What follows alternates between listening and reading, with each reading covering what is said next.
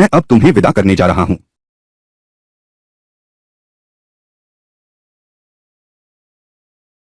यह व्यक्ति जानबूझकर जल्दी लौटा है। लोगों को उसे ताबूत उठाते देखने दो। लोगों की बातें फैलने दो। राजा को और जांच करने से रोक दो। यान परिवार युद्ध हार गया। उसकी चाल बहुत गहरी है। पिताजी, यह शादी टूटनी नहीं चाहिए। बिल्कुल पीछे नहीं हटना है। ठीक है, जैसा तुम कहोगी। आज मैं तुम्हारी सगाई तोड़ने की बात नहीं करूंगा। बस सगाई न टूटे। बाद में जब तुम ससुराल जाओगी, सबसे बड़ी बात मैं पहले ही हमला कर दूं। जल्दी से उसे मार डालूं। छिपे हुए हमलावर हैं।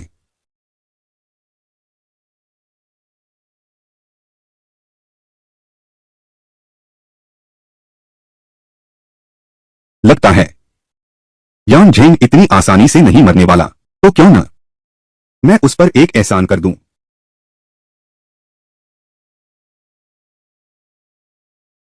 बड़ी कुमारी खतरे में है। तीसरे राजकुमार, मैं आपकी मदद करता हूं।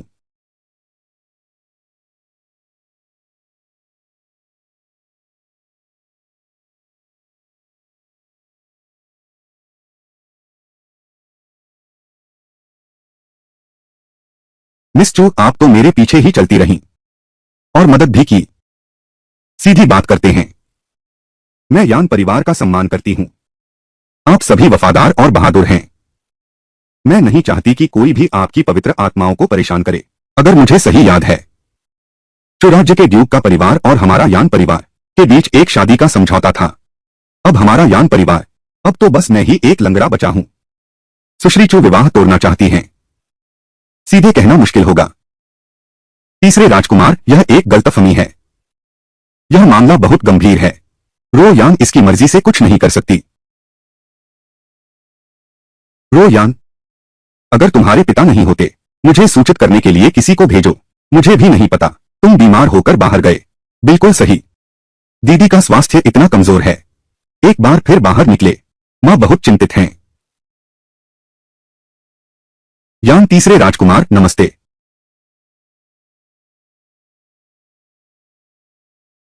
कुमारी चू की भावनाएं मैं जान गया हूं। मैं आपकी इच्छा पूरी करूंगा। मिंग यांग, तीसरे राजकुमार, मेरा मतलब यह नहीं था। दरअसल मैं दीदी, जल्दी से हमारे साथ घर चलो। मां ने सुबह का नाश्ता तक नहीं किया। तुम्हें ढूंढने बाहर आ गई। मां, आप तो मुझे शर्मिंदा कर रही हैं। रोयान पहले गंभीर रूप से बीमार थी। नौकरानी ने मां से डॉक्टर बुलाने की विनती की, लेकिन मां के दर्शन भी नहीं हो सके। रोयान समझती है, मां घरेलू कामों में व्यस्त है, इसलिए इस बार उसने बताया नहीं। तो रोयान, तुम्हें इतना घमंड क्यों है? येन परिवार की हार सुनते ही पिताजी से मंगनी तुड़वाने भागी और जल्दबाजी में दौड़ी। यह बेकार आदमी सामने है। क्या डर सिर्फ गलत शादी का नहीं है, कष्ट सहने का? तीसरी बहन इतनी नेकदिल है, तो तुम शादी कर लो। तुम कैसी मजाक कर रही हो? यान परिवार के मर्द तो बहुत पहले मर चुके हैं। लाने बकवास बंद करो।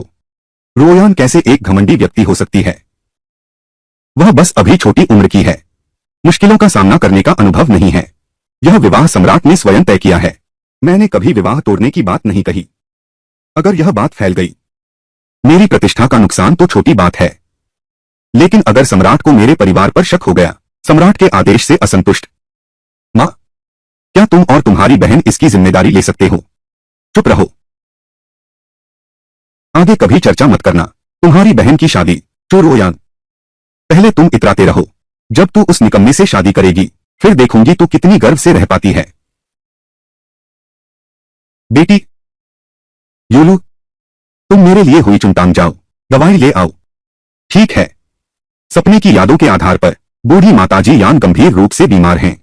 केवल 1000 साल पुराना जंगली जिनसेंग ही उनकी जान बचा सकता है, लेकिन पूरे शहर का जंगली जिनसेंग योंगडिंग काउंट एस्टेट ने सारा खरीद लिया है। यान झेंग ने अंततः योंगडिंग काउंट एस्टेट को तबाह कर दिया। सिर्फ एक कुत्ता बचा था। मैं अच्छा संबंध पहले ही बना लूं तो बेहतर है।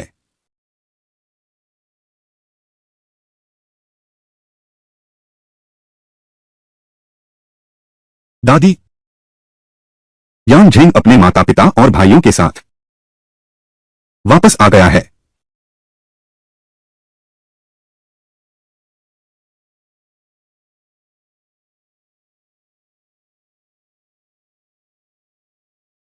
स्थान। मेरे बेटे।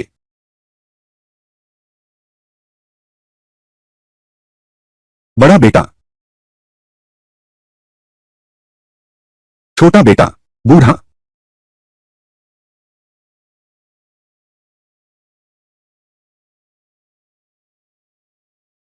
क्या यह तुम हो? तो एक अभिशाप हो। तूने उन्हें मार डाला, तो क्यों नहीं मर गया? यह आपका नाती अयोग्य है। अगर मुझे पहले पता होता, मैंने तुझे जन्मते ही मार दिया होता। वे सब मर चुके हैं। तुझे जीने का शर्म भी नहीं आता। बुजुर्ग माताजी। दादी माँ। बुजुर्ग माताजी। जल्दी करो, वैद्य को बुलाओ।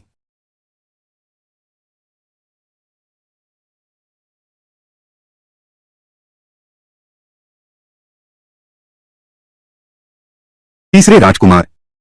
बुजुर्ग माताजी का रक्त और ऊर्जा दोनों कमजोर हैं। 1000 साल पुरानी जंगली जिनसेंग दवा में मिलानी चाहिए, तभी जान बचेगी। नहीं तो 3 दिन भी नहीं बचोगे। राजकुमार। हुई चुनटांग की आखिरी 1000 साल पुरानी जंगली जिनसेंग चुगो के ड्यूक की बड़ी बेटी ने खरीद ली है।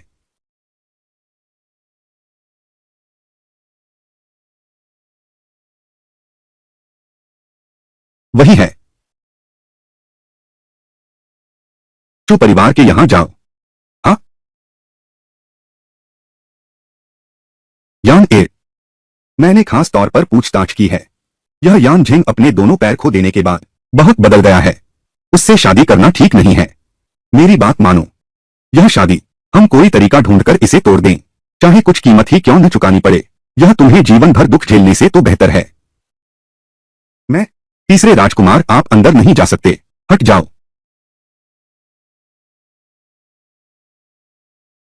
यान झेंग बहुत जल्दी आ गया। यान झेंग, आज तुम मेरे घर में उपद्रव करने आए हो। क्या तुम समझते हो कि मेरे चू परिवार में कोई नहीं है? राजकुमार, यह एक गलतफहमी है। मैं आज यहां आया हूं केवल अपनी मंगेतर से मिलने के लिए। यदि तीसरे राजकुमार को मुझसे मिलना है, नियमों के अनुसार कार्य करना चाहिए। चू परिवार को एक औपचारिक बुलावा भेजो। मेरी दादी बहुत बीमार हैं। उन्हें जंगली जिनसेंग की सख्त जरूरत है। रीचुन टांग के मैनेजर ने कहा कि तुम हो जिसने आखिरी जिनसेंग खरीद लिया। क्या संयोग है? कुमारी चू, क्या यह संभव है? क्या उसने कुछ देख लिया? हमारा चू परिवार तुम्हारी दवा की दुकान नहीं है। तुम जो चाहो वो कैसे दे सकते हैं? बस अपनी स्थिति देखो तो बिल्कुल पागल जैसी लग रही हो। मैं कभी अपनी बेटी की शादी तुमसे नहीं करूंगी। यह विवाह सम्राट का आदेश है। क्या ड्यूक सम्राट के आदेश का उल्लंघन करेंगे तुम? आज मेरा आना केवल दवा मांगने के लिए है। अगर दादी मां की मृत्यु हो गई तो मैं इस राजधानी शहर को खून से नहला दूंगा। मुझे भी कोई आपत्ति नहीं है। तुम्हारे चू परिवार से शुरुआत करूंगा। तुम्हारी हिम्मत कैसे हुई?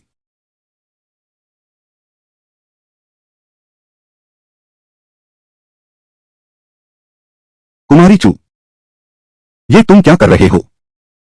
तीसरे राजकुमार, यह दवा मैं यह तुम्हें दे सकता हूं। कृपया तीसरे राजकुमार, दवाई देने की खातिर ऐसी हिंसक बातें मत सोचो। सपने में यान झेंग एक अशुभ तारा था, अब भी एक पागल निकला। अच्छा ठीक है, यह दवाई तीसरे राजकुमार को दो। यह भी चलेगा, लेकिन तुम्हें मेरी बेटी की सगाई तोड़नी होगी। नहीं पिताजी, आपकी बेटी का मतलब है यह दवा कर सकती है, लेकिन सगाई का सामान भेज दिया गया है। सगाई पक्की हो चुकी है। अगर यान शादी तोड़ना नहीं चाहती तो वह यान परिवार के तीसरे बेटे से शादी करने को तैयार है। हम साथ चलेंगे, साथ रुकेंगे।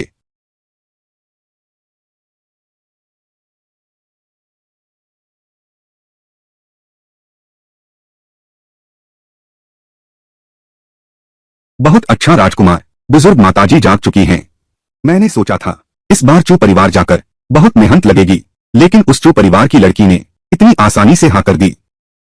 वह उन अमीर घरानों की लड़कियों जैसी नहीं है।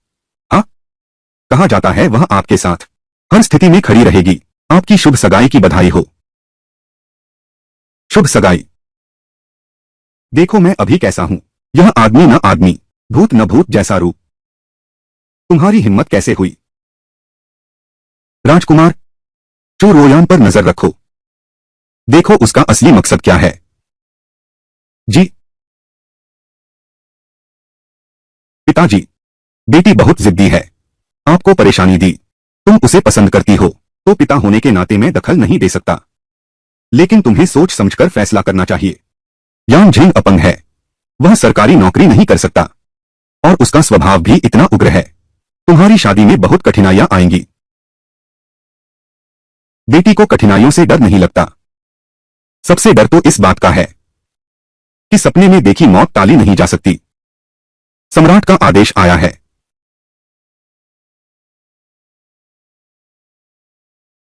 स्वर्ग की इच्छा से सम्राट का आदेश सुनाओ। चू परिवार की बेटी चूरोयांग गुणवान, प्रतिभाशाली, सुंदर और बुद्धिमान है। मैं और यान सानलांग एक दूसरे से प्रेम करते थे। अब यान परिवार में बड़ा उलटफेर हुआ है। घर की मालकिन की कमी है, इसलिए इसी महीने के भीतर विवाह करने का आदेश दिया जाता है। यह घोषणा देश विदेश में की जाए ताकि सभी को इसकी जानकारी मिले। यह सम्राट का आदेश है। इस बेटी को आदेश स्वीकार है। पापी दरबारी यान झेंग, शाही फरमान स्वीकार करो। इस दासी को सम्राट का उपदेश सदैव याद रहेगा। अपने पति की गृहस्थी में सहायता करूंगी। सम्राट 10,000 वर्ष जिए, 10,000 वर्ष जिए। तीसरे पुत्र यान, कृपया उठिए। सम्राट यान परिवार के देश के लिए बलिदान को याद करते हैं। विशेष रूप से शांति के राजकुमार की उपाधि प्रदान करते हैं। यह उपाधि पीढ़ी दर पीढ़ी चलती रहेगी। यह तो बहुत बड़ा सम्मान है। अपराधी यान झेंग, सम्राट के अनंत अनुग्रह के लिए धन्यवाद।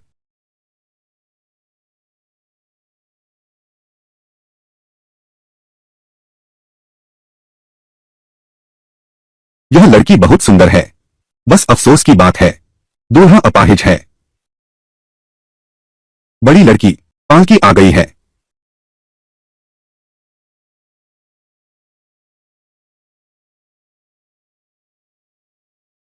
मैंने नहीं सोचा था कि वह ऐसे सजेगी, इतनी सुंदर दिखेगी।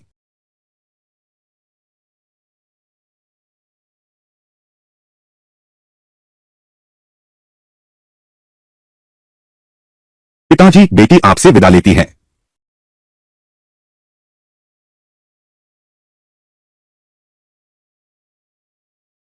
चाहे कुछ भी हो जाए, गोगोंग मंदिर हमेशा तुम्हारा घर रहेगा। पिताजी, मैं जरूर आपको और गोगोंग मंदिर को बचाऊंगी। यान झेंग बेहद क्रूर और निर्दयी है। थोड़ी देर में क्या मुझे पहले ही हमला कर देना चाहिए? कौन है? महोदया, मैं हूं। हावे ने भोज छोड़ने के बाद इस तरफ नहीं आया, बल्कि स्नानागार की ओर चला गया। स्नानागार।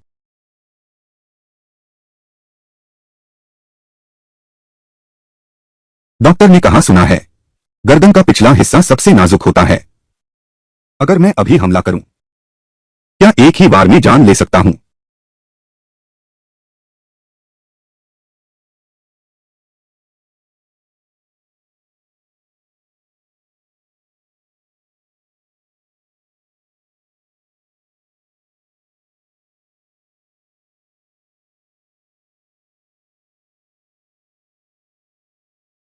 महाराज, इस दासी को आपसे लंबे समय से प्रेम है। अब आपकी शादी होने वाली है। आज रात मैं आपकी सेवा करना चाहती हूं।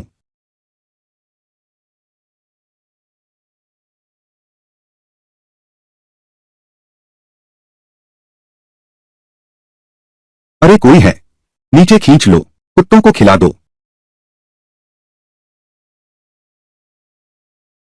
जब आ ही गए हो तो अब मत जाइए।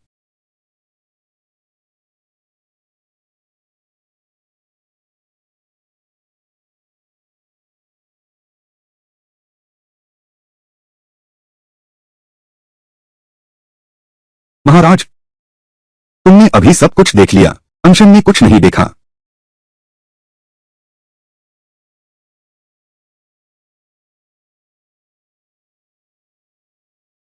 जब से मैं हानगु पास से लौटा हूं, मुझे मारना चाहने वाले लोग एक से एक ज्यादा होते गए। और तुम, चुराज्य के ड्यूक के महल की बड़ी बेटी, साफ साफ शादी तोड़ सकती थी। एक और सुयोग्य वर ढूंढ लो। लेकिन मुझ जैसे से बेकार लंगड़े से शादी करनी है। हुजूर, आप बेकार नहीं हैं। मुझे लगता है हुजूर ही मेरे सुयोग्य वर हैं। ओह, तो तुम बताओ, यह मार्किस कहाँ योग्य है तुम्हारे आदर्श पति बनने के लिए? यान झेंग संवेदनशील और संदेही है। वह निश्चित रूप से मेरे किसी और उद्देश्य पर संदेह करेगा। पिछले साल लालटेन त्योहार पर मैंने मार्किस को देखा। एक समूह दुष्टों से एक अनाथ लड़की को बचाया। सुंदर और आकर्षक। उसी समय से मैं आपको देखते ही मोहित हो गई।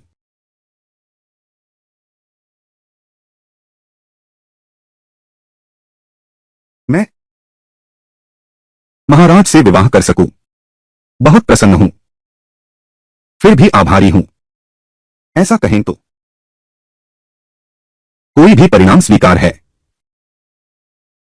हाँ, ऐसा करें। मैं जब से आपकी पत्नी बनी हूं, तभी से आपकी हूं।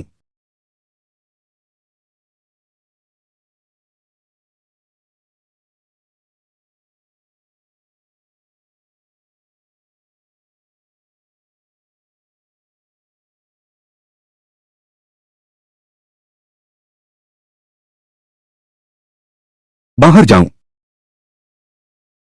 हुजूर, आगे क्यों नहीं बढ़ रहे?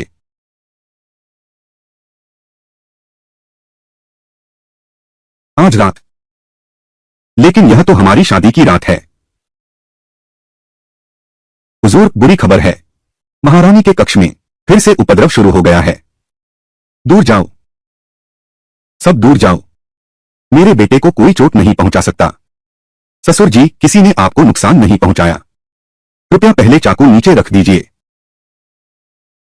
बहुत सारे लोग हैं, बहुत सारा खून है। मर गए, वे सभी मारे गए हैं। क्या यह तुम थे? मैं नहीं, मैं नहीं। फिर भी तुम हो। नहीं, तुमने ही उन्हें मारा है। मैं नहीं, मैं नहीं। दादी, महारानी, दादी। लगता है जंगली जिनसेंग ने केवल बुजुर्ग माताजी की जान बचाई है, पर उनकी मानसिक स्थिति पहले जैसी नहीं रही। तीसरे भाई, तुम आ ही गए। दादी मां की सोच समझ खो गई है। फिर से अटैक आ गया है। बड़े भाई, जल्दी करो, जल्दी से आओ, मुझे देखने दो।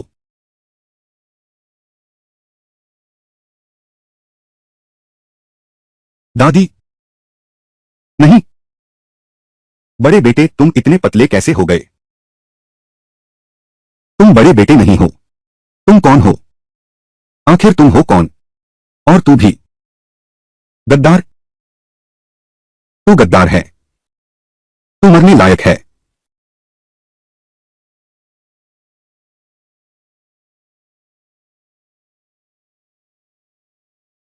ओए, तू ही है।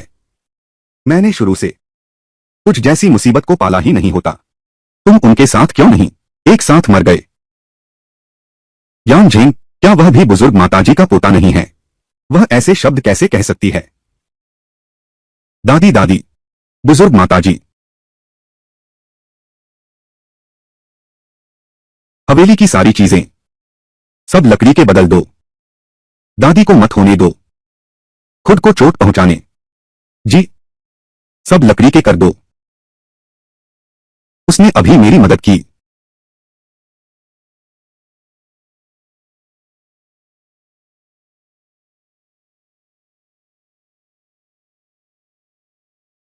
आओ, ये मैं आपको दवा लगा देती हूं।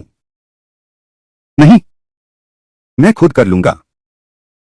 उसके शरीर पर इतने चोट के निशान क्यों हैं?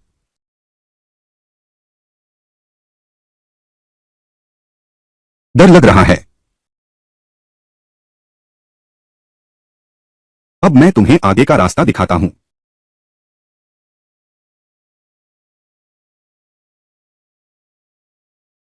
नहीं डरता। तो तुमने ठीक से देखा नहीं।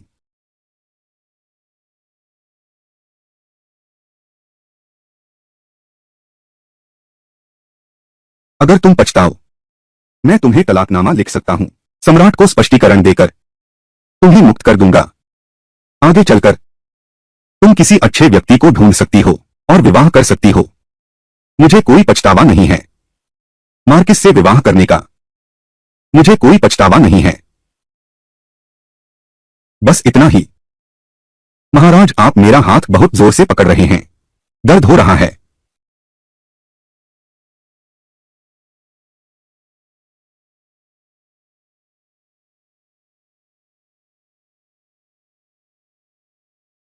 राजकुमार, यह शादी की पहली रात है।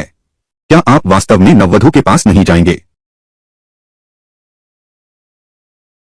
क्या आपको अभी भी संदेह है? छोटी मालकिन का विवाह यहां हुआ था, किसी और उद्देश्य से ही होगा। छोटी मालकिन ने स्पष्ट कर दिया है, वह वास्तव में आपसे प्रशंसा रखती हैं। यान परिवार की सेना हांगो दर्रे में मारी गई। केवल मैं ही जीवित बचा हूं। मैं उस छिपे हुए व्यक्ति पर विश्वास नहीं करता। मुझे इतनी आसानी से छोड़ देगा। इसके अलावा तुमने कितनी युवा महिलाओं को देखा है। इन चोटों को देखकर शांत रह सकती हैं। तो अभी क्यों आपने जीत को आगे नहीं बढ़ाया?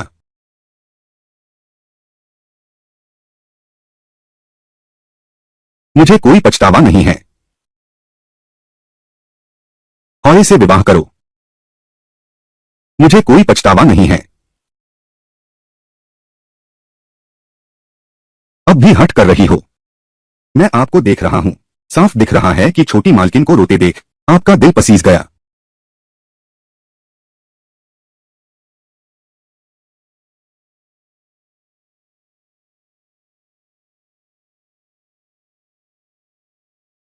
अगर वह सच में हिंसक होता तो अभी मुझे नहीं बचाता। यान झेंग, तुम आखिर कैसे इंसान हो?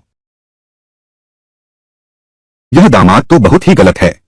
शादी की पहली रात आपको अकेला यहां छोड़कर चला गया। यूलू, जिस बात की तुमसे जानकारी लेने को कहा था, क्या पता चला? मैंने बहुत पैसा खर्च किया, तब जाकर पता चला कि बहुत छोटी उम्र से ही मालिक को अकेले जीवन की भविष्यवाणी मिली थी। परिवार के सदस्यों के लिए अशुभ माना जाता था। यहां तक कि हाउस ऑफ मार्क्विस में भी उन्हें कोई पसंद नहीं करता था। इसलिए बुजुर्ग माताजी ही उसे अशुभ कहती हैं। तो 3 साल बाद पूरे शाही शहर का क्लेम कर देगा। यह भी बदला लेने के लिए है। अगर ऐसा है तो मैं अब से उसके साथ अच्छा व्यवहार करूं। क्या वह बदल जाएगा? यूलू, अगर कोई व्यक्ति तुम्हारे साथ, तुम्हारे परिवार के साथ बुरा करने वाला हो, लेकिन इस समय उसने अभी तक तुम्हें सचमुच चोट पहुंचाने वाला कुछ नहीं किया है, तो तुम क्या करोगे? बेशक पहले उसे मार दो, लेकिन यान झेंग तो मर चुका है।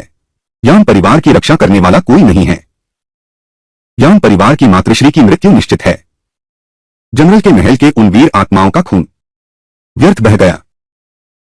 छोड़ो छोड़ो, मैं फिर थोड़ी प्रतीक्षा करती हूं। तीसरे कुमार की पत्नी, तुम जल्दी से फूलों के कक्ष में जाकर देखो, दूसरी छोटी बहू रास्ते में फंस गई है।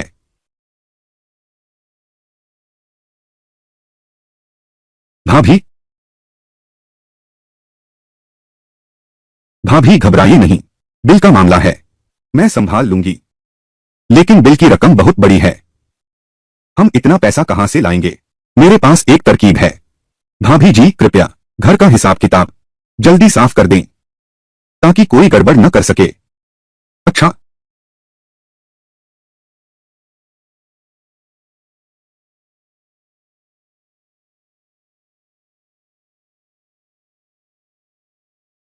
क्या सचमुच उसने अपना दहेज बेच दिया और राजघराने की मदद की? मैंने खुद देखा है। छोटी मालकिन की निजी दासी भूत बाजार गई थी। सच में अनुमान नहीं था मालकिन का आपके प्रति प्रेम इतना गहरा है। जाओ उन सभी दुकानों को वापस छुड़ा लाओ। मैं यान झेंग चाहे कितना भी अक्षम हूं, दूसरों की मदद पर निर्भर रहना पसंद नहीं करता। हाँ, और भी है। जल्द से जल्द पता लगाओ। यान परिवार को धोखा देने वाला गद्दार। सैन्य मुख्यालय के भीतर निश्चित रूप से किसी ने शहर की रक्षा योजना लीक कर दी है। मेरे यान परिवार के इतने लोग मारे गए, किसी को जवाब देना ही होगा। क्या तुम वही हो जो तीसरे चाचा ने अभी ब्याही है? तीसरी चाची, उसके रंगढंग से लगता है यह तो यान झेंग का भतीजा होगा। यान वेंजिंग? हाँ, तुम वेंजिंग हो। मैंने सुना है तुम मेरे तीसरे चाचा को पसंद करती हो। मैं? तुम जवाब नहीं दे पा रही, इसका मतलब तुम मेरे तीसरे चाचा को पसंद नहीं करती। तुम बुरी औरत हो। सुन शाओए, तुम यहां कैसे आ गए? कोई धाय मां नहीं है। तीसरी चाची चांद ने मुझे रोका। अभी अभी उसने मुझ पर अत्याचार करने की कोशिश की। मैं? छोटी मालकिन, आप युवराज सुन के साथ ऐसा कैसे कर सकती हैं? ऐसा काम कैसे कर सकती हैं? यान परिवार के लोग आखिर हैं क्या? ये तो बिल्कुल काले तिल के लड्डू जैसे हैं।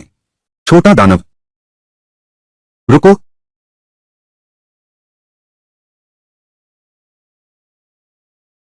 युवराज सुन, आप ठीक तो हैं?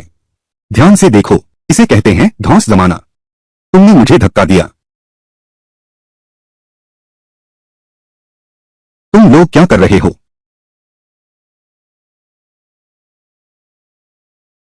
तीन मामी ने मुझे धक्का दिया। क्या वह मुझे पसंद नहीं करती? छोटी मालकिन, युवराज साहब राजकुमार हैं, इस दुनिया में बची एकमात्र संतान। भले ही आप कितना भी नापसंद करें, आपको हाथ नहीं उठाना चाहिए। वेंजिंग गलत समझ गई। मैं तो बस तुम्हें चिढ़ा रहा था। मुझे भी वेंजिंग बहुत पसंद है। अजीब औरत। वक्त मिलेगा वेंजिंग, मुझसे मिलने आया करो।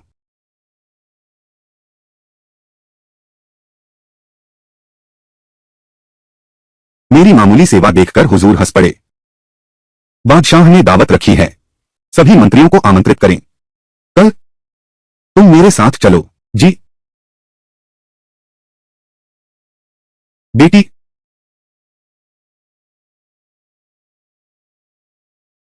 थोड़ी देर में महल में जाने पर। इतनी जल्दबाजी मत करो। मालिक ने तुम्हें जो काम सौंपा है, काम हो गया है। यह वो लिंजी अकेले लेने से कुछ नहीं होता, लेकिन अगर इसे जिनसेंग के साथ लिया जाए तो इसका असर हे डिंग होंग जैसा जहरीला हो जाता है। मैंने सुना है कि मार्किस साहब सेना से लौटे हैं और उनकी तबीयत लगातार खराब है। वे रोज लाल जिनसेंग का सेवन करते हैं। बाद में इस दवा को उनकी शराब में मिला देना। यान परिवार का पतन हो गया है। यान झेंग को मरवाना चाहने वाले लोग वास्तव में बहुत ज्यादा हैं। शायद मुझे खुद हाथ उठाने की जरूरत ही न पड़े। शांतिदूत मार्किस, आपकी नई शादी मुबारक हो।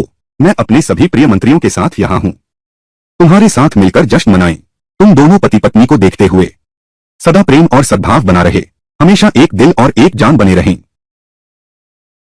महाराज का आभार। यान परिवार पीढ़ियों से हमारे राज्य की सेवा कर रहा है, पूरी निष्ठा से। शांति के राजकुमार, आज मैं तुम्हारे सम्मान में यह प्याला भरता हूं। महाराज की जय।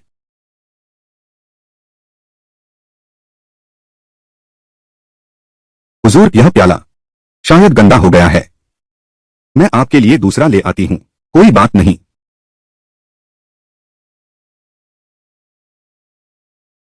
आज कोई राजा प्रजा नहीं है, बस सब मिलकर खुशी से पिए। महाराज, मुझे हाल ही में एक बात सुनने को मिली, बड़ी दिलचस्प लगी। कहते हैं कि युद्ध क्षेत्र का घोड़ा भले ही 1000 मील दौड़ा हो, अपनी धाक जमा चुका हो, लेकिन एक बार गंभीर रूप से घायल हो जाए, अपना अगला खुर टूट जाए, बस माजिली में ही दिन काट रहा है। सचमुच दुखद है। राजकुमार, आप क्या सोचते हैं? मुझसे क्यों पूछते हो? मैं घोड़ा तो हूं नहीं। अच्छे घोड़े भी 1000 मील दौड़ चुके हैं। बूढ़े घोड़े से तो बेहतर ही है, हमेशा अंधेरे कोने में छिपा रहता है। रोशनी से दूर रहने की जिद। बात तो ऐसी है। शांति हाउ की चिंता नहीं, अब दोनों पे अपाहिज हैं। क्या हाउ मालकिन संतुष्ट रहेंगी? मैं बिल्कुल संतुष्ट हूं। हाउ ये गतिशील नहीं है, लेकिन वह कभी आलसी नहीं हुआ। दिन रात युद्ध कला का अध्ययन करता रहा। उसकी यही आशा थी कि एक दिन वह फिर से सीमा की लड़ाई में सलाह दे सके। मार्किस जैसे अच्छे व्यक्ति से विवाह कर सकूं, यह मेरा सौभाग्य है। ठीक है, ऐसा ही है। तो तुमने मेरा विश्वास नहीं तोड़ा शादी के इस अद्भुत उपहार के लिए। यह मेरा अविवेकी बोलना था। कृपया मुझे क्षमा करें महाराज।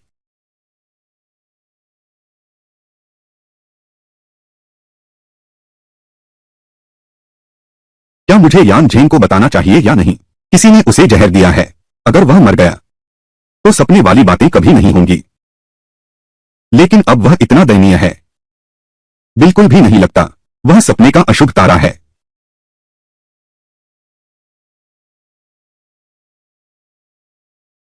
तुम पहले वापस जाओ। मैं अकेले मंदिर में कुछ देर रुकना चाहता हूं। हाँ, चलो।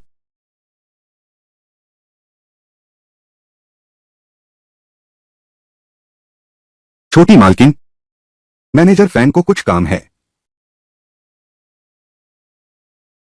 छोटी मालकिन, इस बूढ़ी नौकरानी का एक निवेदन है।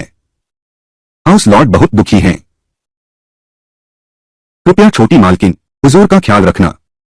वो जीने की उम्मीद न खोए। आपका ये क्या मतलब है? दरअसल मजार में हमेशा रखे हुए हैं 5 पट्टिकाएं। 4 यान परिवार के शहीद जवानों की हैं। बाकी वो एक। वास्तव में यह हावे ने खुद के लिए छोड़ा था। क्या आप नहीं जानते? हावे का बचपन बहुत कष्ट में बीता। उनका एकमात्र सहारा महान युवराज थे। जब हांगो दर्रे पर हाल ही में हार हुई थी, वह सेनापति के द्वार पर कई दिनों तक घुटने टेके रहे। पानी और अन्न का एक दाना भी नहीं। अगर यान परिवार को संभालने के लिए नहीं होता तो वह वहीं घुटने टेक कर मर जाता। आज यान परिवार के सभी पुरुष समाप्त हो गए हैं। इसलिए मैं आपसे विनती करता हूं युवा मालकिन, कृपया मार्किस का साथ दें। मैं समझती हूं।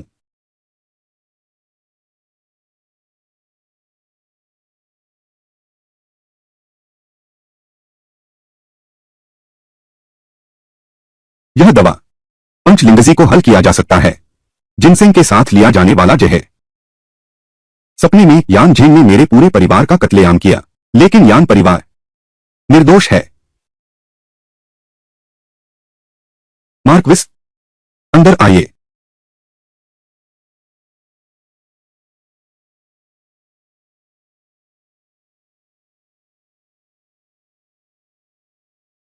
कुछ बात है।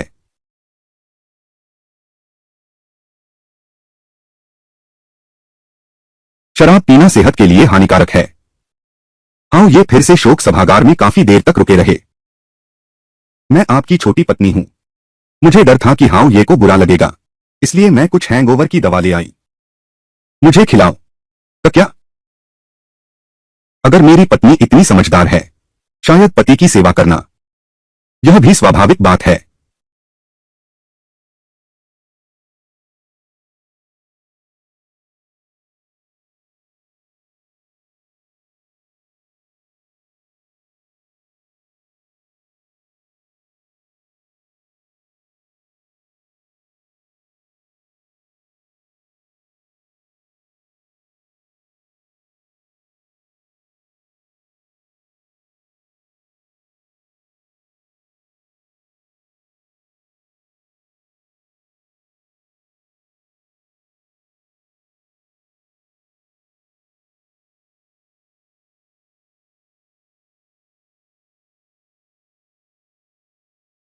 महाराज क्षमा करें। आश्रय, मैं आपकी पत्नी। पैर फिसल गया। पैर फिसल गया था। या फिर आपको लगता है क्या मैंने तुम्हें कभी प्यार नहीं दिया? मैं आपकी पत्नी। मेरा मतलब यह नहीं था। मैं मैंने केवल मिस्टर फैंग से सुना है। मार्किस साहब का स्वास्थ्य ठीक नहीं है। मैं चाहती हूं कि मार्किस साहब का स्वास्थ्य अच्छा रहे। बहुत बोल गया। चूंकि मार्किस साहब ने अच्छे से दवा ले ली है, तो मैं अब विदा लेती हूं।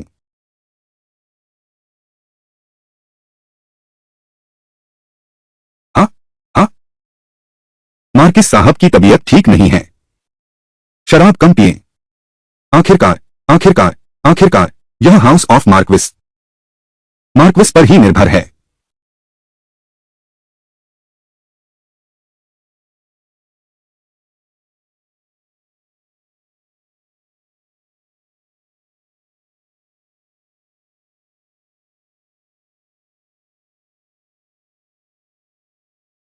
अरे कोई है? मार्क्विस, आज रात किसी ने मेरी शराब में जहर मिला दिया। जी मार्क्विस, यह जो परिवार ने दिया था। संयोग से कहूं तो यह जहर उतारने में सक्षम है। आज रात महल के मुख्य कक्ष में युवा मालकिन आपसे प्याले बदलना चाहती थीं। मतलब यह है कि आपके प्याले में जहर था। अभी वे निश्चित रूप से आपकी भावनाओं को आहत करने से डर रहे हैं, इसलिए आपको नहीं बता रहे। छोटी मालकिन का आपके प्रति प्रेम सच्चा है। यान झेंग इतना भयानक भी नहीं लगता।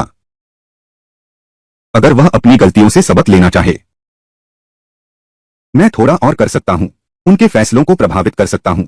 आओ जी, वापस आ गए हैं।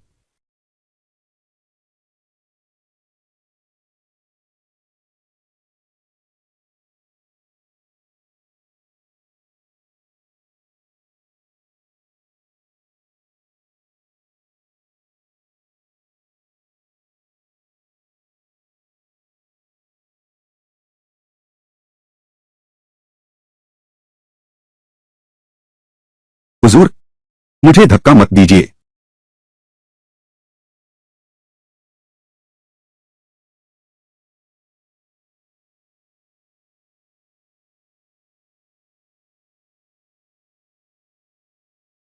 आपने मुझे जल्दी क्यों नहीं बुलाया? इतनी देर से उठी, लोग जरूर मेरा मजाक उड़ाएंगे।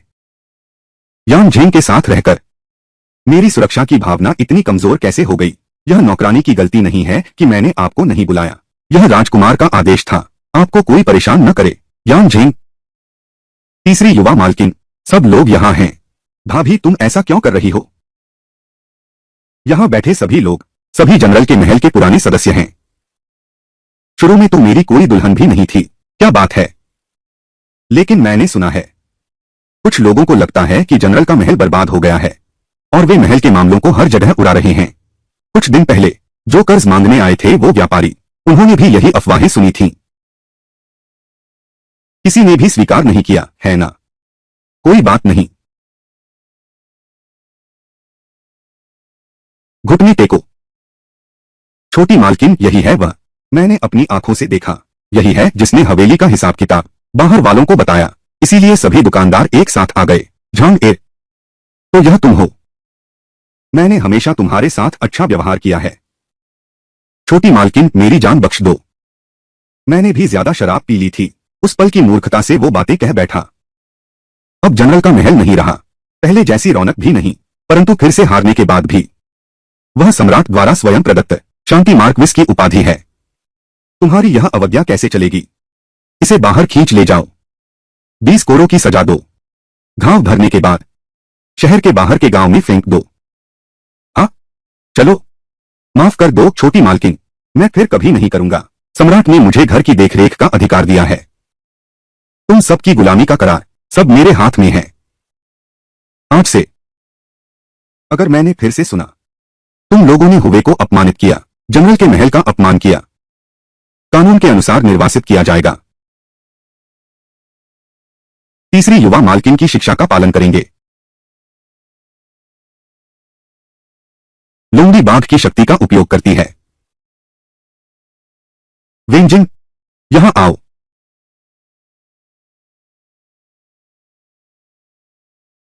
आज तो दूसरी चाची यहां हैं। तुम मुझे डराने की कोशिश मत करो। यहां आओ। आज तुम स्कूल क्यों नहीं गए? मुझे तुम्हारी जरूरत नहीं है। वेंजिंग बचपन से ही होशियार है, बस कभी कभी आलस कर लेता है। शायद गुरुजी ने जो पढ़ाया वही है। सब आ गया है। अभी भी नाटक कर रहे हो? मुझे सब पता चल गया है ना? वे सभी सहपाठी तुम्हारा मजाक उड़ाते थे। पूरे जनरल परिवार का अपमान करते थे। लोग कहते हैं मेरे पिता मर गए, दादा भी चल बसे, 3 मामा ने भी शादी कर ली, अब मुझे कोई प्यार नहीं करेगा। बकवास बंद करो। तेरे 3 मामा सोते में भी तेरा नाम लेते थे, तुम्हारी तरक्की देखना चाहते थे। अगर वो लोग फिर तुझे धमकाएं, तू भी उन्हें गाली दे दे। अगर वे तुझे मारेंगे तो तू भी उन्हें मारना। कुछ भी हो जाए मैं जिम्मेदार रहूंगा। तुझे डर नहीं कि मैं तेरे लिए मुसीबत खड़ी कर दूंगा? डर तो लगता है, लेकिन मुझे और डर लगता है। तुमने जनरल के महल की प्रतिष्ठा गिरा दी। वे देश और परिवार की रक्षा करते हुए मरे हैं। तुम यान परिवार के सच्चे सपूत हो। उन्हें तुम्हारा मजाक उड़ाने का कोई अधिकार नहीं है। भाभी, आप बच्चे को ऐसी शिक्षा कैसे दे सकती हैं? भाभी, जनरल का महल पहले ही बदल चुका है, लेकिन बच्चा निर्दोष है। छोड़ो भी, ससुर का अंतिम संस्कार निकट है, पहले इस काम का प्रबंध करते हैं। क्या तारीख तय हो गई है? हो गई है। ठीक 5 दिन बाद, राजधानी के बाहर का पहाड़ी इलाका। क्यों पहाड़? पूर्व सम्राट के मकबरे के ठीक बगल वाला। हाँ, बिल्कुल वही। ससुर जी कहते थे, वह चाहते थे कि वह सदियों तक महान शिया साम्राज्य की रक्षा करें। इस समय तीसरे भाई, संभवतः अनुष्ठान मंत्रालय के मंत्री सोम के साथ होंगे, इस मामले पर विचार विमर्श कर रहे हैं। बुरा हुआ। सपने में क्योशान 7 दिन बाद भीषण भूकंप आएगा, अनगिनत लोग मारे जाएंगे। युशी ने आरोप लगाया, यह यान जियाजुन की हार की वजह से है। आकाशीय दंड को आमंत्रित कर लिया। समय के बीच में जनता का आक्रोश उबल रहा है। किसी ने आधी रात को जनरल के महल में आग लगा दी। चूंकि मार्किस को कोई आपत्ति नहीं है, तो यह अधिकारी अब जनरल के अंतिम संस्कार की तैयारी में जुट जाता है।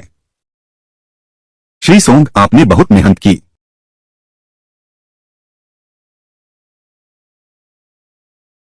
हुजूर, नहीं।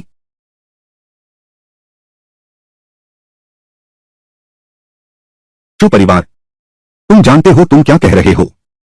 कल रात मैंने एक सपना देखा। स्वर्गीय पिताजी का सपना देखा। उन्होंने कहा कि वे युद्ध में व्यस्त रहे और माता जी की सेवा नहीं कर पाए, तो वह कुछ और दिन रुकना चाहता है। कुछ दिन रुकना? 7 दिन?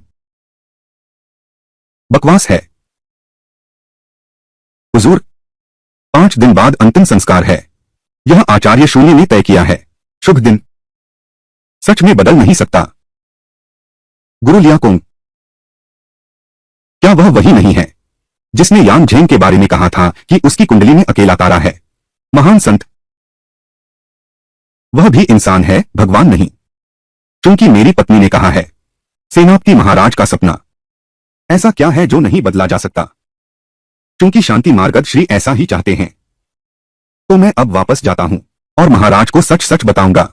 विदा।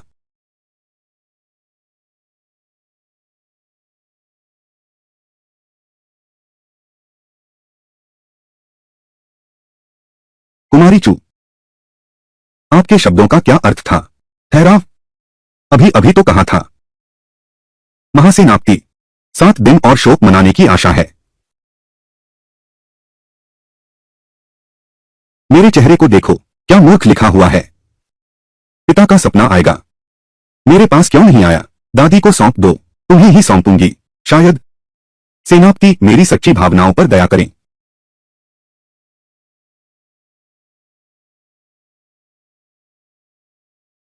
महाराज, सेनापति के महल में क्या कुछ ऐसे ब्रह्मकमल हैं जो लंबे समय से नहीं खिले? मैं ही क्यों न जाऊं? राजकुमार के साथ एक शर्त लगाती हूं। तुम मेरे साथ शर्त किस पर लगाओगी? शर्त यह है, मेरा और राजकुमार का विवाह। यह शांति राजकुमार की पत्नी दिलचस्प है।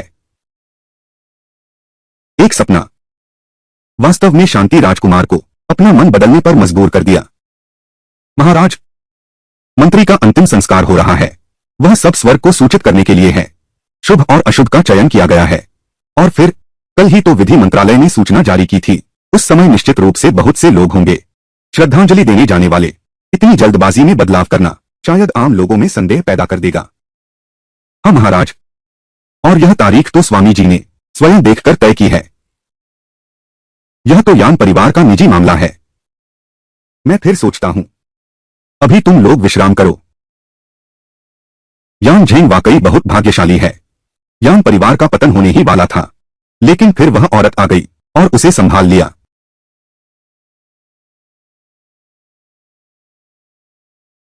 बस आज रात ब्रह्मकमल खिल जाए तो शायद यान झेंग पर भरोसा जीत लें। बहु जी, बुरी खबर है। छोटे युवराज और उनके सहपाठी, लड़ाई शुरू हो गई है। कृपया जाकर देखिए। तुम्हारे पिता बेकार हैं, नहीं तो युद्ध क्यों हारते। तुम्हारे पिता निकम्मे हैं। तुम्हारे ताऊ अपाहिज हैं। तुम तो एक छोटे बेकार हो। पूरा परिवार बेकार है। तुम मेरे पिता और ताऊ जी के बारे में कुछ मत कहना। वे दोनों महान नायक हैं। उसे मारो, जमकर मारो उसे। निकम्मा, रुको।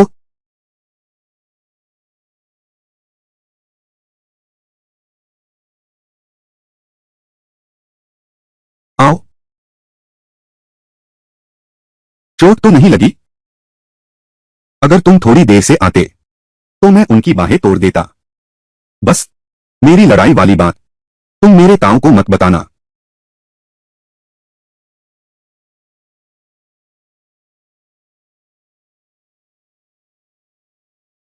तुम कौन हो?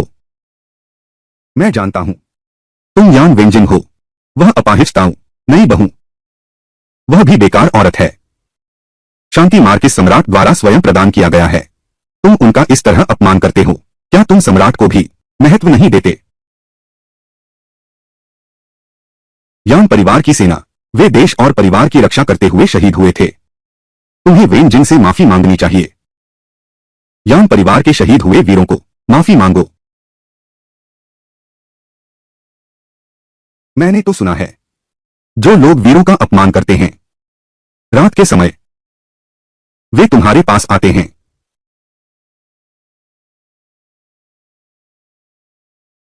माफ कीजिए। किसकी हिम्मत है इस काउंटी के अधिकारी के बेटे से माफी मंगवाने की?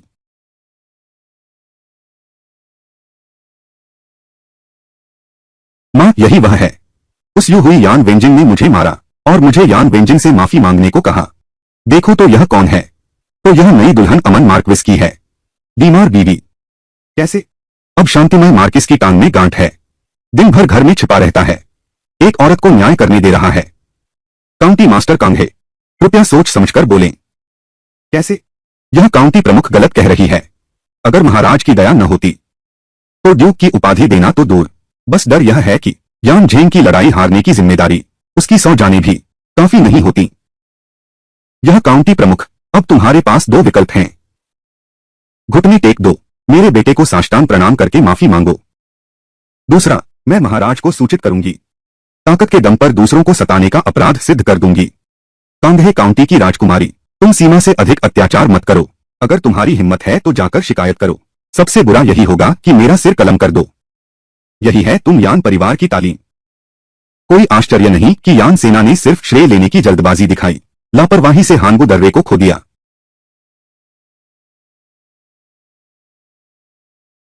मुझे तो पता ही नहीं था। कांधे काउंटी की राजकुमारी, कब से हो गए तुम ऐसे असाधारण प्रतिभाशाली, सेना की रणनीति में निपुण? ठीक है, मुझे अपने पति को जरूर याद दिलाना चाहिए ताकि वे सम्राट से अनुरोध करें। दरबार में सेनापतियों की कमी है। कांधे काउंटी के प्रमुख उपयुक्त हैं। उनकी प्रतिभा व्यर्थ न जाए। यान परिवार की सेना अब नहीं रही। यान झेंग भी बस एक कायर और मौत से डरने वाला कमीना है। इस काउंटी की मालकिन के ससुर स्वयं मंत्री को हैं। तुम्हारी मेरे सामने इतनी हिम्मत? पहरेदारों, पीटो इसे। रुको, मारना है तो मुझे मारो। इस लड़की का इसमें क्या कसूर? मैं चू राज्य के ड्यूक की वास्तविक पुत्री हूँ और सम्राट द्वारा व्यक्तिगत रूप से नियुक्त शांति मार्क्विस की पत्नी हूँ। मैं देखती हूँ कौन हिम्मत करता है। काउंटी मास्टर, यदि वास्तव में उसे छुआ गया, शायद स्पष्टीकरण देना मुश्किल होगा। किस बात से डरते हो? बेटी तो पराई होती है, पानी तो बह जाता है। मैं यकीन नहीं करती चू राज्य का राजकुमार उसके लिए मेरा विरोध करेगा। मारो उसे। जी।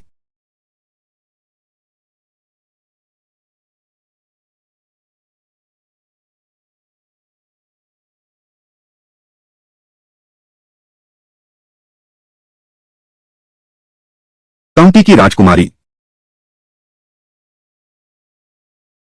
क्या राजकुमारी ठीक है?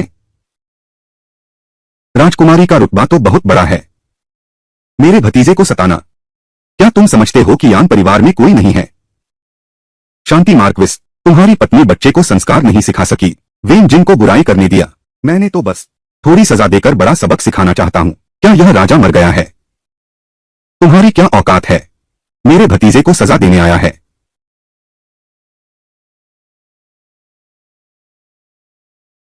यान परिवार की सेना हार गई। क्या तुम्हें लगता है सम्राट अब भी तुम्हें पसंद करता है?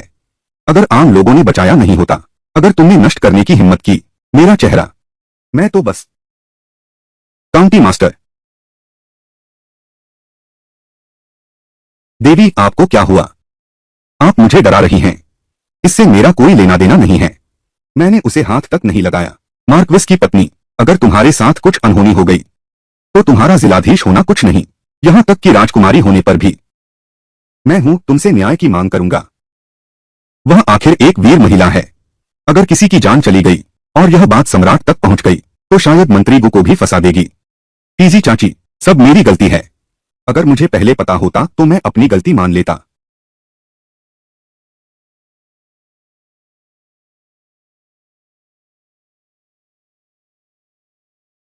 डॉक्टर तीजी चाची कैसी हैं? महोदया को गुस्से से दिल का दौरा पड़ गया है। मैं कुछ दवा लिख देता हूं, उनकी देखभाल करें। लेकिन क्या? लेकिन मालकिन की तबीयत कमजोर है। इस उथल पुथल से उनका पुराना रोग भड़क सकता है। अब आगे उन्हें कुछ समय आराम की जरूरत है। उनकी सेहत इतनी खराब कैसे हो गई? ठीक है, सब लोग जा चुके हैं। उठो।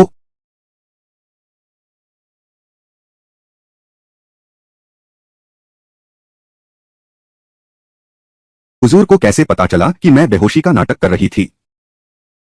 लियान वेंजिन ने भी यह देख लिया था। अगर मैंने भी नहीं देखा होता तो क्या मैं एक बच्चे से भी गया बीता होता? अब से महल के बाहर के मामलों में तुम जितना कम दखल दो उतना अच्छा है। हुजूर, क्या आप मेरे अनावश्यक हस्तक्षेप पर नाराज हैं? डॉक्टर की बात तुमने सब सुना होगा। चिंता करना ठीक नहीं। हाँ, ये मेरी चिंता कर रहे हैं। हाँ, ये गुलय कुदरत खिल गई।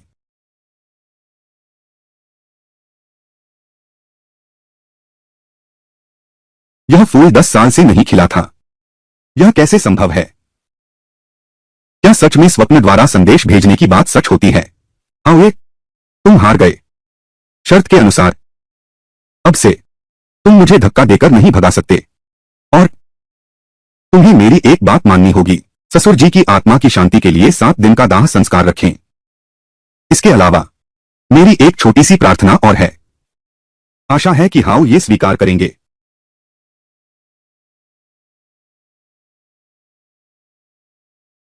आपकी वह प्रार्थना, क्या यह मुझे आपके साथ इसमें सहयोग करने के लिए कहना है?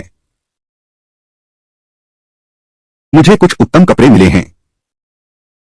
मैं उनसे बुजुर्ग माताजी के लिए कपड़े बनवाना चाहती हूँ। वेंजिंग और हुवे को कुछ कपड़े भी बनवाने हैं। लेकिन हुवे, आम दिनों में आप मुझे पास भी नहीं फटकने देते, इसलिए मुझे यह नीच तरीका अपनाना पड़ा।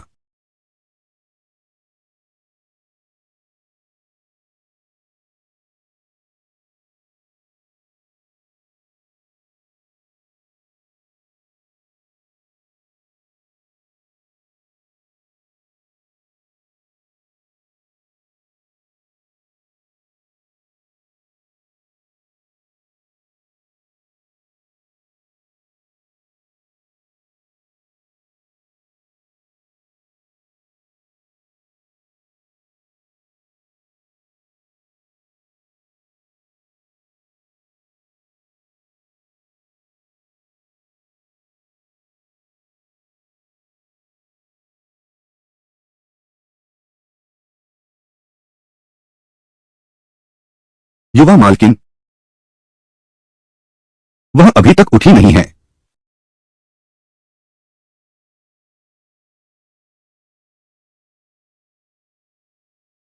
क्या यह सच है? मंत्री को जब दरबार में आए तो कई लोगों ने उन पर आरोप लगाए, यहां तक कि पिछले साल उनके गांव के एस्टेट में हुई हत्या और उनकी पत्नी का सूदखोरी का कारोबार सब उजागर हो गया। महाराज को बहुत क्रोध आया, लगातार 3 रैंक गिरा दिए गए। कल कांगहे काउंटी के मुखिया ने हमला किया, आज मंत्री गु पर महाभियोग लगा। यह ज्यादातर यांग झेंग का काम है। लगता है भले ही वह अपंग हो गया हो, उसके पीछे अभी भी काफी ताकत है। सौभाग्य से आज मैंने उसका अपमान नहीं किया है।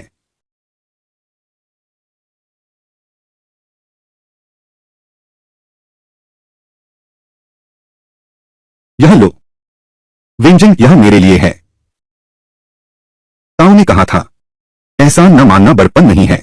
मैं तुम पर एहसान नहीं रखना चाहता। तुम इतने प्यारे कैसे हो सकते हो? लड़के को प्यारा कैसे कह सकते हैं? तो पहले तुम मासूम बन रहे थे, मुझ पर झूठा इल्जाम लगाया। मैं तो यही समझा था कि तुम्हें मेरे ताऊजी पसंद नहीं हैं।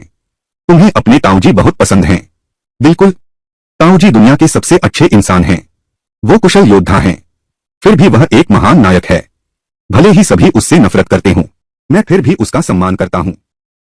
लेकिन क्या होगा अगर किसी दिन वह अचानक विद्रोह कर दे और राजधानी को खून से रंग दे? यह असंभव है। 3 चाचा कभी निर्दोषों का खून नहीं बहाएंगे। वह हत्यारा है, निश्चित ही वह मारने लायक था। लेकिन जो परिवार ने पिछले जन्म में उसका कुछ नहीं बिगाड़ा था, भले ही सगाई तोड़ने से वह शर्मिंदा हुआ हो, मुझे ही मार देता। मेरे पूरे परिवार को क्यों मारा? शायद इसके पीछे कोई और ही रहस्य है।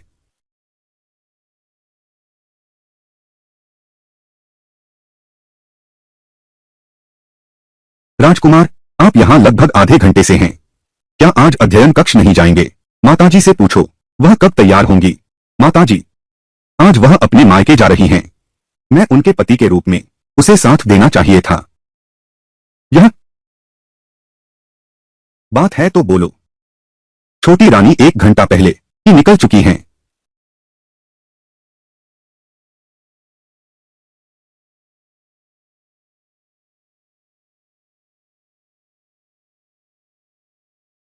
यह राजकुमार सच में आज रिवाज के दिन ऐसा करते हैं। आपके साथ थोड़ी देर बैठने की भी बात नहीं करते। मैंने उन्हें नहीं बताया। लेकिन लेकिन अगर हुजूर आपके साथ नहीं जाते, एक साथ वापस जाना, तो मालिक को क्या जवाब देंगे? और मालकिन व दूसरी कुमारी, वे फिर बातें बनाएंगी। वे अभी अपने प्रियजन को खो चुके हैं। उनकी टांग भी चोटिल है। मेरी वापसी कोई बड़ी बात नहीं है। उन्हें परेशान करने की जरूरत नहीं। और पिताजी के बारे में मेरे पास अपना स्पष्टीकरण है। वे में ऐसा क्या खास है? तुम उनसे इतना प्यार क्यों करती हो? हर जगह उसी के बारे में सोचती हूँ।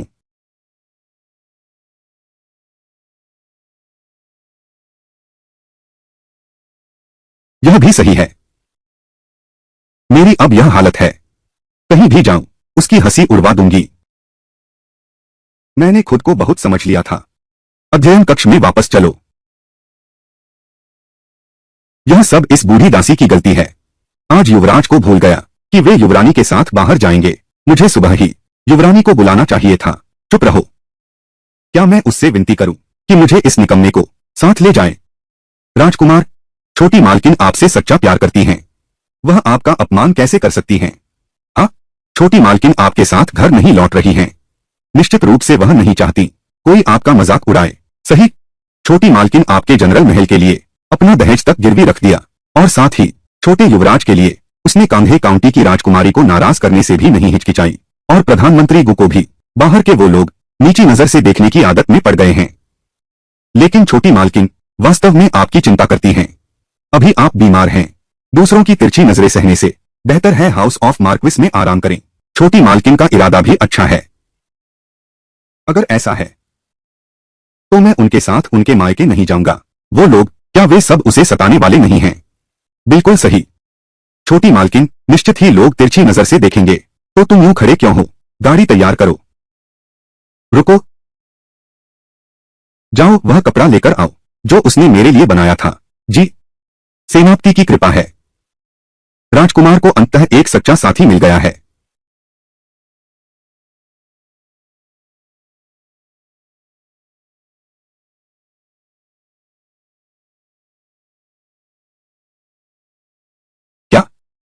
उसने अपनी शादी की संपत्ति और दुकानें सब बेच दी हैं। बेटी ने खुद सुना है। यह बिल्कुल झूठ नहीं हो सकता। माँ, मैंने पहले ही कहा था कि इतनी उदारता न दिखाओ। दहेज कम देना चाहिए था। अब देखो, वह औरत मुफ्त में लाभ उठा रही है। मैं तो सोच रही थी, यह बर्बाद यान परिवार, वह ज्यादा देर नहीं टिकेगी, जरूर वापस आएगी। उस समय वे सारी दुकानें हम दोनों की ही होंगी। कभी सोचा न था, उसने बेच दिया। मैं नहीं मानती। वह तो असल में मेरी दहेज की चीजें थीं। चिंता मत करो, माँ उसे नहीं छोड़ेगी। चाहे सब पैसे बन गए हों, मैं उसे उगलवा कर रहूंगी।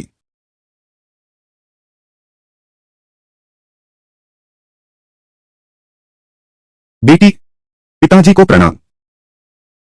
अरे मेरे बच्चे, तुमने बहुत कष्ट सहे। रोयान, तुम अकेले कैसे लौट आए? मार्किस कहाँ है? मार्किस किसी महत्वपूर्ण काम में व्यस्त हैं। यह तो सब जानते हैं। अब यान परिवार, बादशाह का विश्वास अब उन पर नहीं रहा। फिर भी क्या महत्वपूर्ण काम बचा है? चाहे वे वास्तव में व्यस्त ही क्यों न हो। बहन के घर वापस आने पर भी हाउजू साहब साथ देने को तैयार नहीं। कहीं ऐसा तो नहीं कि तुमने हाउजू साहब को नाराज कर दिया? या फिर दीदी को लगता है कि हाउ ये अपाहिज हैं। उन्हें साथ रखना वाकई शर्मनाक है। चुप रहो, आखिर यह तुम्हारी बहन है। रोयान, बाहर तेज हवा चल रही है। चलो, हम अंदर जाकर बात करते हैं।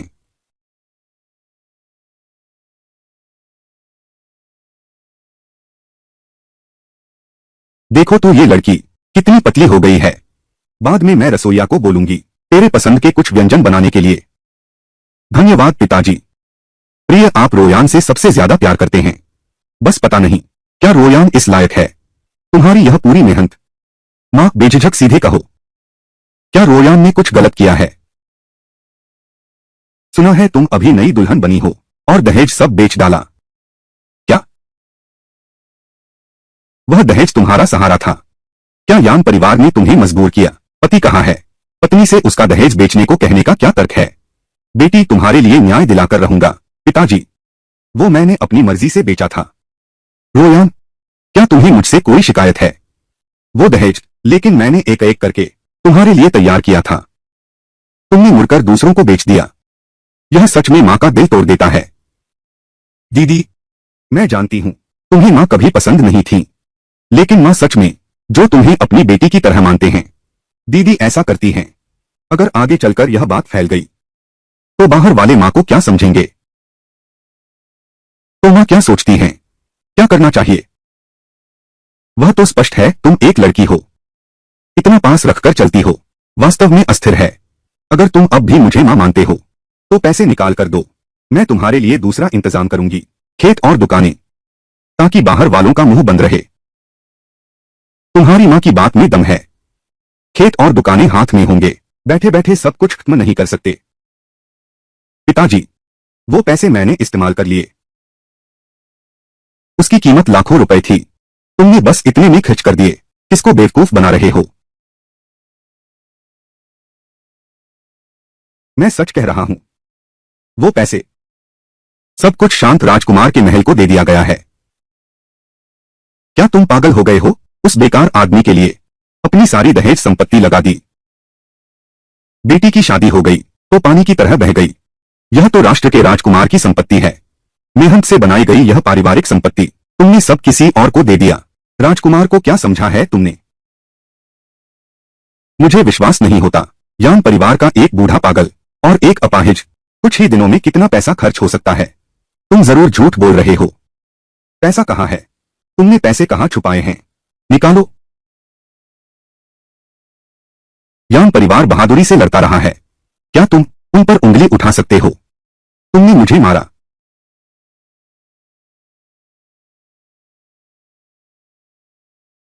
छोड़ो, रुको।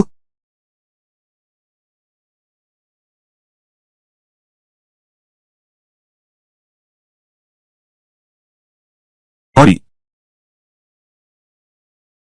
तुम खड़े हो गए।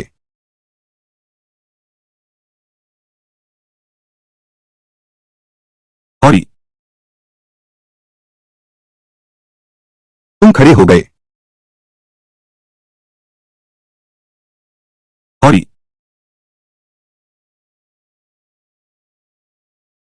हौरी, तुम यहां कैसे आ गए?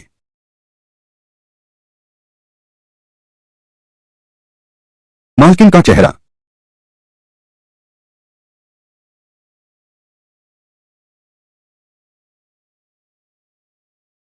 खुद ही कर लो। क्या कर लूं? तुमने मेरी पत्नी के चेहरे पर चोट पहुंचाई है। मेरी पत्नी के साथ तुम्हारे रिश्ते को देखते हुए अपने चेहरे पर कुछ चीरे लगा लो, फिर यह मामला खत्म। हस्ताक्षर कर दो। पिताजी। कैसे? हाथ नहीं उठा सकते? तो फिर इस मार्क्विस को आपकी मदद करने दो। मिंग यांग। जी। मार्क्विस साहब। पिताजी, तुम्हें मुझे बचाना होगा। रुको।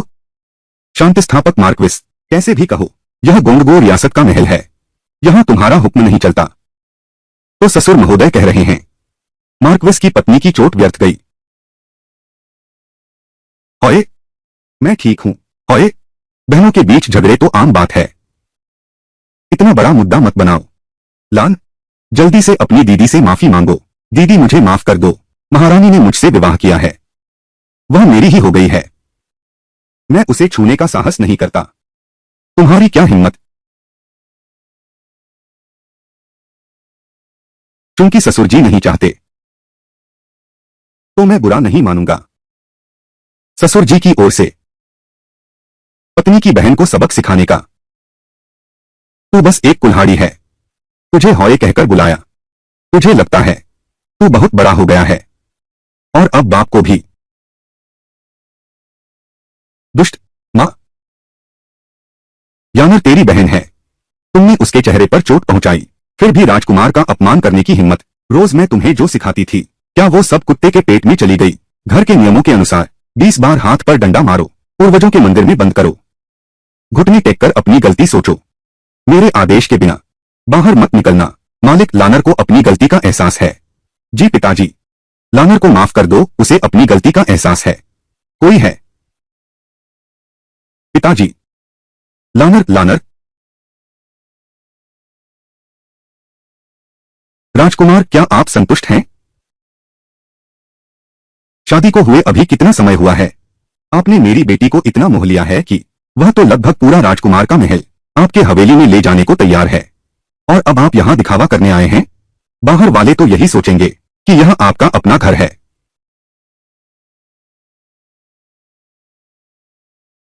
पिताजी, घर का खर्च चलाने के लिए अपना दहेज बेच दिया। यह मेरा खुद का फैसला था। इसका हुजूर से कोई लेना देना नहीं है।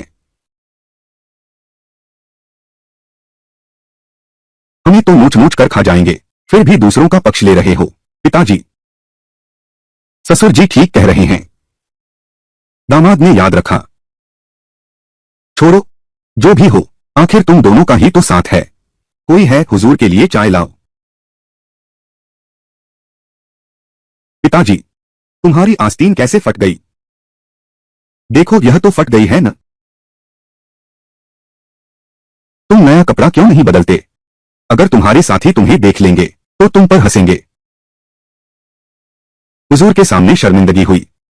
पिताजी ईमानदार और सादगी पसंद हैं। हर साल दान और राहत कार्य करते हैं। कभी कुछ छुपाते नहीं। आस्तीन फटी है फिर भी पहनते हैं। बहुत पहले से सुन रखा था कि ससुर जी एक ईमानदार और नेक अधिकारी हैं। आज मिलकर वाकई सच पाया। मैंने केवल अपना कर्तव्य निभाया है। वह मेरे सहयोगियों की अतिशयोक्ति है।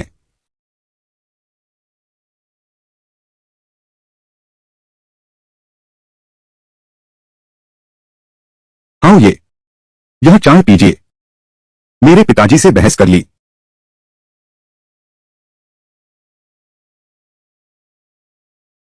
अभी यान झेंग ने जल्दबाजी दिखाई। कृपया ससुर महोदय, मेरी कमियों को क्षमा करें। छोड़ो, तुम भी रोयान की चिंता कर रहे थे। मैं ही बहुत संकीर्ण सोच वाला था। कम से कम रिश्ते में कुछ सुधार तो हुआ।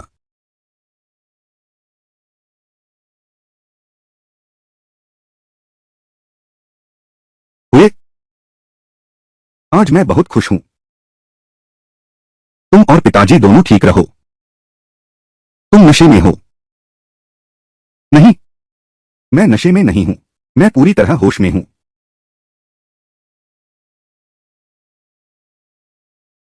हुए? क्या मैंने तुम्हें बताया था? एक बात। मैंने एक बार देखा था। बहुत लंबा सपना। तुमने बता दिया है। ससुर ने तुमसे कहा, मुझे 7 दिन तक शोक मनाने को कहो। यह बात नहीं। यह 3 साल बाद का सपना है। 3 साल बाद।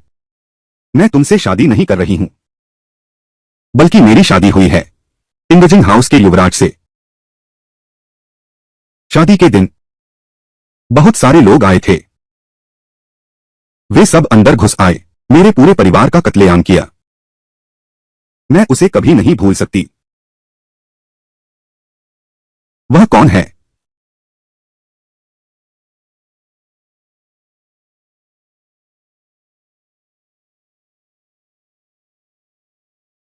पीना नहीं आता फिर भी शराब पी रहा है।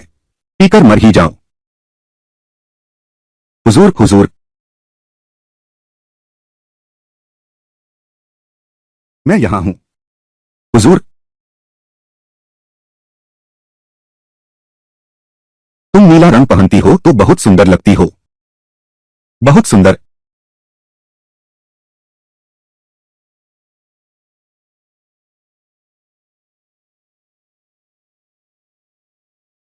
महाराज, महाराज, मैं आपके साथ रहना चाहती हूं। हर साल साथ रहें।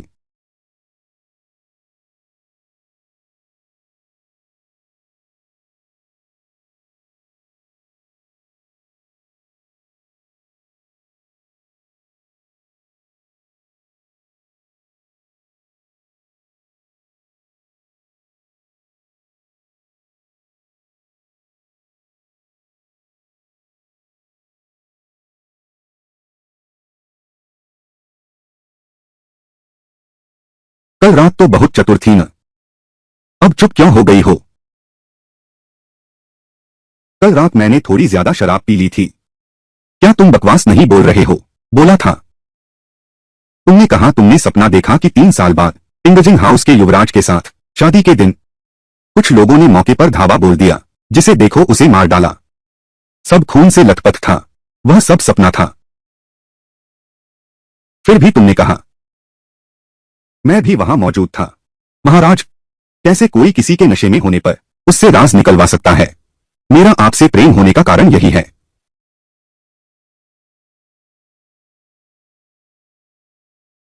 नमस्ते दोस्तों। एक्शन और सस्पेंस से भरपूर आज के एपिसोड में वांगचान ने अपनी खौफनाक खूनी धुंध और रक्त आत्मा जादू से तबाही मचा दी है। हान ली एक विशाल पिघले हुए जानवर और जाल में फंस चुका है, जहां से निकलना नामुमकिन लग रहा है। क्या हान ली अपनी आखिरी नीली आग की चाल से इस काल को मात दे पाएगा? चलिए देखते हैं इस रोंगटे खड़े कर देने वाले मुकाबले का आगाज। वुकोंग देखता है कि क्षण भर में ही उसने अपनी विशेष तकनीक खूनी धुंध का प्रदर्शन कर दिया। वुकोंग देखता है कि वे ऐसे लग रहे हैं जैसे खूंखार जानवरों का झुंड हो। वुकोंग देखता है कि उनकी संख्या इतनी अधिक है कि आकाश और सूरज भी ढक गए हैं। वुकोंग देखता है कि उनकी संख्या इतनी अधिक है कि आकाश और नजर भी ढक गए हैं। वुकोंग देखता है कि हान ली इस खूनी धुंध की घातकता को अच्छी तरह जानता है। हान ली इस खूनी धुंध की घातकता को अच्छी तरह जानता है। वुकोंग देखता है कि वह दोंग जुआनर को लेकर भागना चाहता था। वुकोंग देखता है कि लेकिन वांगचन उन्हें इतनी आसानी से छोड़ने वाला नहीं है। वुकोंग देखता है कि राजा झेन आसानी से उन्हें नहीं छोड़ेगा। वुकोंग देखता है कि राजा झेन ने तुरंत रक्त आत्मा का महान जादू चलाया। वुकोंग देखता है कि लाल रक्त के प्रकाश की किरणें निकलती हैं। वुकोंग देखता है कि वे एक विशाल जाल में बुनती हैं। वुकोंग देखता है कि यह हान ली और दूसरे को कसकर फंसा लेता है। वुकोंग देखता है कि इस महत्वपूर्ण क्षण में वुकोंग देखता है कि इस महत्वपूर्ण क्षण में वुकोंग देखता है कि हान ली ने पाया कि उड़ने वाले ताबीज कम बचे हैं। वुकोंग को पता है कि यू रेन को लेकर भागना असंभव है। वुकोंग मजबूर है। वुकोंग ने तय किया कि वह पहले डोंग जुआनर को भेज देगा। वुकोंग खुद वांगचान से लड़ने के लिए रुक गया। वुकोंग देखता है कि हान ली अभी भी समय बर्बाद करना चाहता है। वुकोंग देखता है कि वह मौके की तलाश में है। तभी वांगचान ने एक विशाल पिघला हुआ जानवर बुला लिया। वुकोंग देखता है कि यह जानवर गर्मी से चमक रहा है। यह विशालकाय जानवर अपने शरीर से गर्मी बिखेर रहा है। वुकोंग ने देखा, लेकिन हान ली ने जल्द ही पाया। वुकोंग ने देखा, यह विशालकाय जानवर बेहद धीमी गति से चल रहा है। यह विशालकाय जानवर बेहद धीरे चलता है। वुकोंग ने क्यूई यूनक्सियाओ द्वारा बनाया गया ब्लैक ड्रैगन क्लॉ निकाला। वुकोंग ने तुरंत उसे विशालकाय जानवर की ओर फेंक दिया। वुकोंग ने देखा, ब्लैक ड्रैगन क्लॉ हवा में था। उसने तुरंत विशालकाय जानवर का ध्यान खींच लिया। वुकोंग विशाल जानवर दहाड़ता हुआ उलोंग पर हमला करता है। वुकोंग देखता है, उसी समय हान ली मौके का फायदा उठाते हुए अपनी हरी बांस की तलवार चलाता है। वुकोंग देखता है, किंग युवा तलवार की ताकत दिखाता है। वुकोंग कहता है, किंग युवा तलवार की जबरदस्त शक्ति के सामने वुकोंग कहता है, वह विशाल जानवर तुरंत नष्ट हो जाता है। वुकोंग देखता है, हान ली बिना रुके। वुकोंग कहता है, तुरंत फिर से किंग युवा तलवार चलाता है। वुकोंग ने वांग चान पर भीषण आक्रमण कर दिया। वांग चान ने कभी नहीं सोचा था कि हान ली के पास ऐसा उपाय होगा।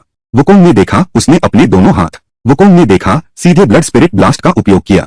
पल भर में एक शक्तिशाली शक्ति फूट पड़ी। वुकोंग हान ली का अवतार तुरंत गायब हो गया। वुकोंग ने देखा, वह स्वयं भी गंभीर रूप से घायल हो गया। वुकोंग ने देखा, उसका शरीर लड़खड़ा गया। वुकोंग लेकिन हान ली ने इतने पर ही हार नहीं मानी। वुकोंग आखिरी पल में देखो, वुकोंग देखो, उसने दांत पीस लिए। उसने अपनी सावधानी से तैयार की गई आखिरी जहरीली चीज नीली आग की बाधा निकाली। वुकोंग देखो, उसने वांग चान के शरीर पर इसे सक्रिय कर दिया। यह नीली आग की बाधा ठीक वही थी जिसे हान ली ने निषिद्ध क्षेत्र में ब्लैक हाइड्रा के जहर का उपयोग करके सावधानी से तैयार किया था। वुकोंग वांग चान ने नहीं सोचा था कि हान ली के पास यह चाल भी है। नीली आग के विस्फोट से वह लगातार पीछे हट गया। वुकोंग ने देखा कि स्थिति बहुत खराब है। वांग चान जानता था कि लड़ना अब उसके लिए हानिकारक है। वुकोंग ने देखा और पीछे हटने का मन बना लिया। हान ली भी समझ गया कि अब उसकी ताकत खत्म हो रही है।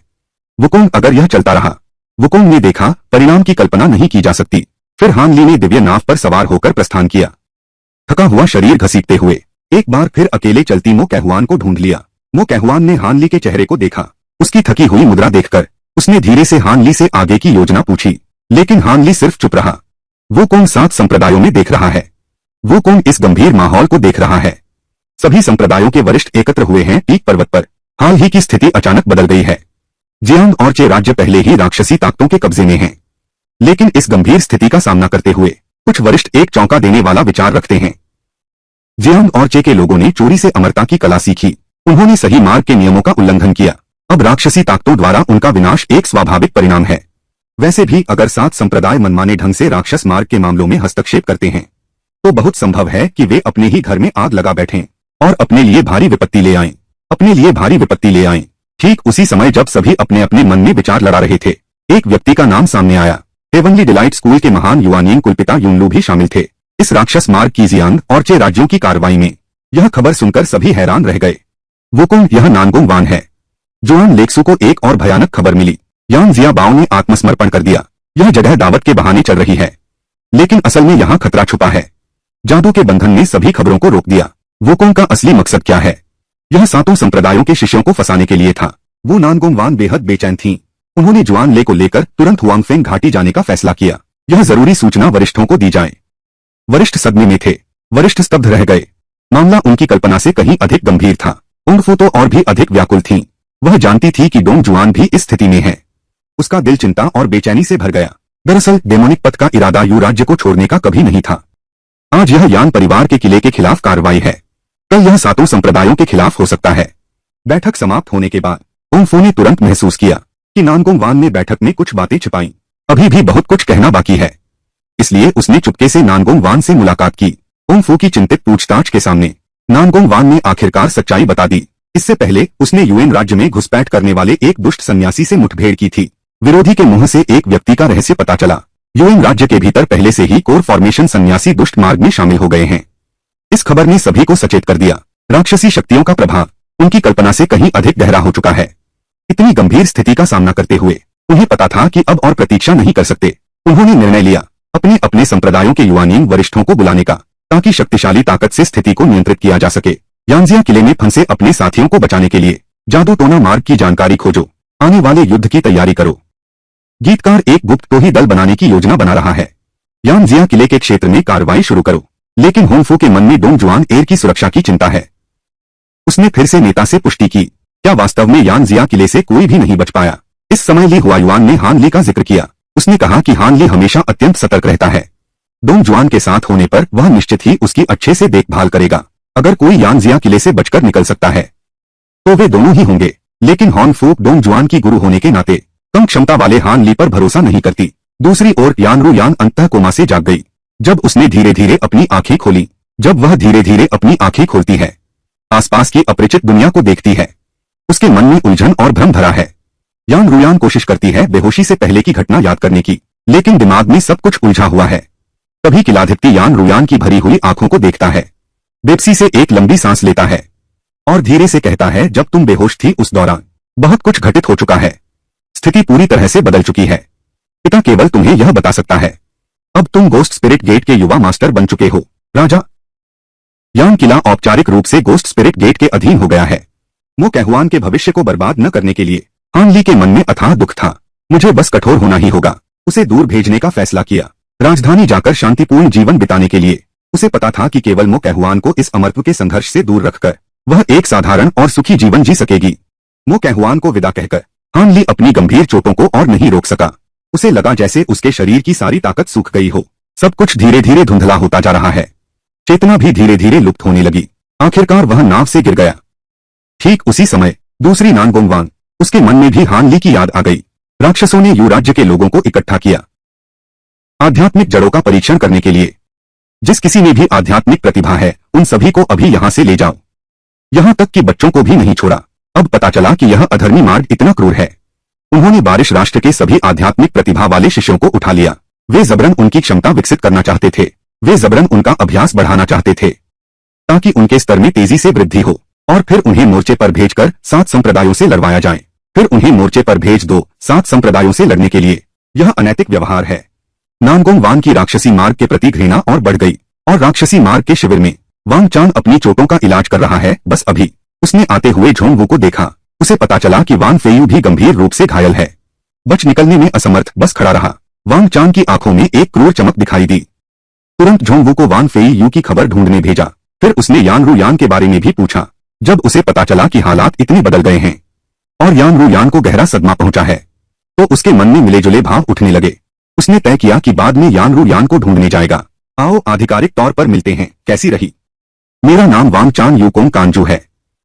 मैं गोस्ट स्पिरिट गेट के युवराज कोंग कांजू हूँ और तुम्हारा नवविवाहित पति भी हूँ। इस समय यान रु यांग का हृदय क्रोध और विद्रोह से भरा था। वह स्वयं पर क्रोधित थी। बिना किसी कारण वह किसी और की पत्नी बन गई थी। इससे भी अधिक वह इस बात को स्वीकार नहीं कर पा रही थी कि एक धर्मपरायण व्यक्ति होकर भी वह एक राक्षस के साथ बंध गई। उसने कहा कि भविष्य में वह उसे अवश्य मार डालेगी। जिसने उसे इस हालत में डाला वह कोई और नहीं जुआन ज़ेंग है। जिसने उसे इस हालत में डाला वह कोई और नहीं जुआन ज़ेंग है। ठीक उसी कहानी अब एक ऐसे मोड़ पर है जहां राक्षसी ताकतों ने मासूमों को अपनी सेना में झोंकना शुरू कर दिया है। एक तरफ हान ली घायल होकर जिंदगी और मौत के बीच झूल रहा है, वहीं दूसरी तरफ यान रु यांग धोखे से एक राक्षस की पत्नी बनने पर प्रतिशोध की आग में जल रही है। क्या सातों संप्रदाय इस आने वाले महायुद्ध को रोक पाएंगे? अगले रिव्यू में मिलेंगे। तब तक के लिए जुड़े रहें।